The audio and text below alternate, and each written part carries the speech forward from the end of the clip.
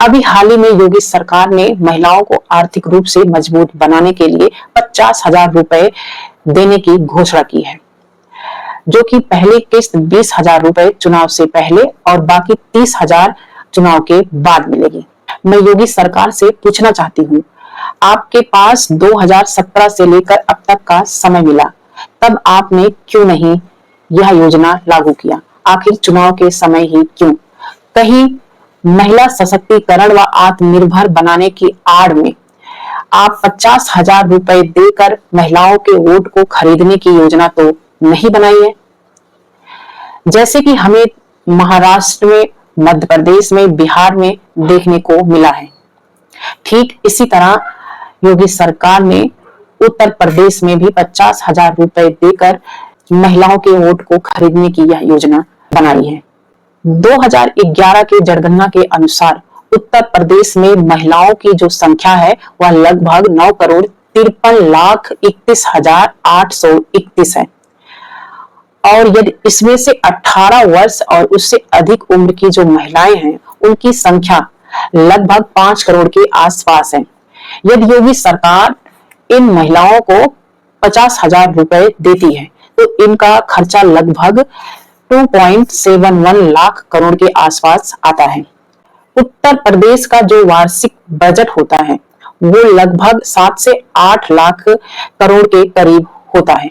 अब मैं योगी सरकार से यह पूछना चाहूंगी, यदि वास्तव में आप महिलाओं को आर्थिक रूप से मजबूत और आत्मनिर्भर बनाना चाहते थे तो इन पैसों का इस्तेमाल जनहित में क्यों नहीं किया?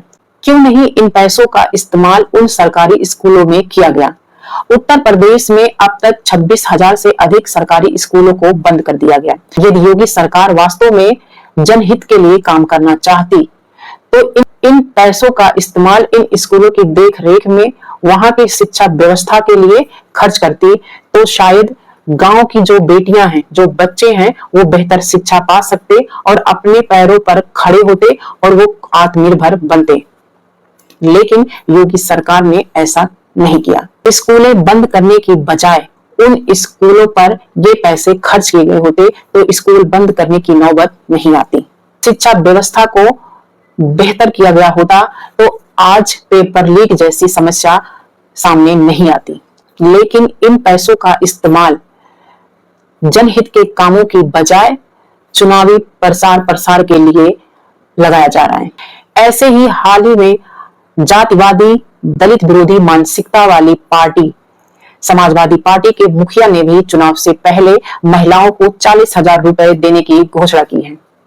अब ऐसे में मैं जातिवादी दलित विरोधी मानसिकता वाली पार्टी के मुखिया अखिलेश यादव से पूछना चाहती हूँ, जब 2012 में आपकी सरकार थी तब आपने महिलाओं के लिए क्या किया? यदि आपको वास्तव में महिलाओं की चिंता थी तो उस समय महिलाओं को आर्थिक रूप से मजबूत बनाने के लिए यह घोषणाएं क्यों नहीं की?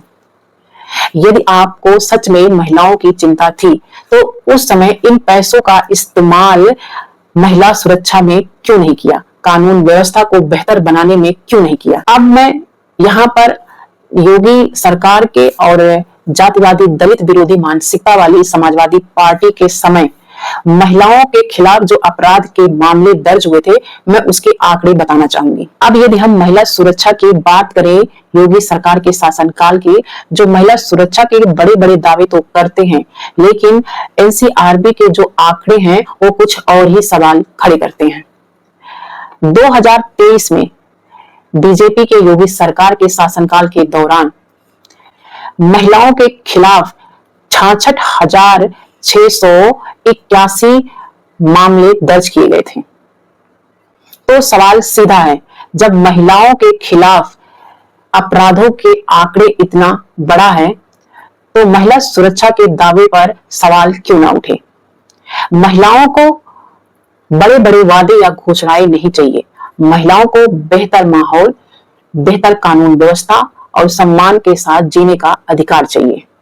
अब सरकार को बताना होगा आखिर कहां है महिला सुरक्षा। ऐसे ही उत्तर प्रदेश में जातिवादी दलित विरोधी मानसिकता वाली समाजवादी पार्टी के शासनकाल में भी महिलाओं का यही हाल था। 2012 में 23,569 मामले दर्ज थे महिला अपराध के खिलाफ। फिर 2013 में 32,546 मामले, फिर 2014 में 38,918 मामले दर्ज हुए थे, फिर 2016 में 49,262 मामले दर्ज हुए थे। ये मैं नहीं बोल रही हूं, ये एनसीआरबी के जो आंकड़े हैं वो बता रही हूं। और ऐसे में यह जातिवादी मानसिकता वाली, दलित विरोधी मानसिकता वाली समाजवादी पार्टी के मुखिया ये कहते हैं कि ये महिलाओं को आत्मनिर्भर और महिला सुरक्षा देंगे, ऐसे देंगे। और इनके शासनकाल में दलित महिलाओं के ऊपर सबसे ज्यादा अत्याचार व शोषण हुए थे। आज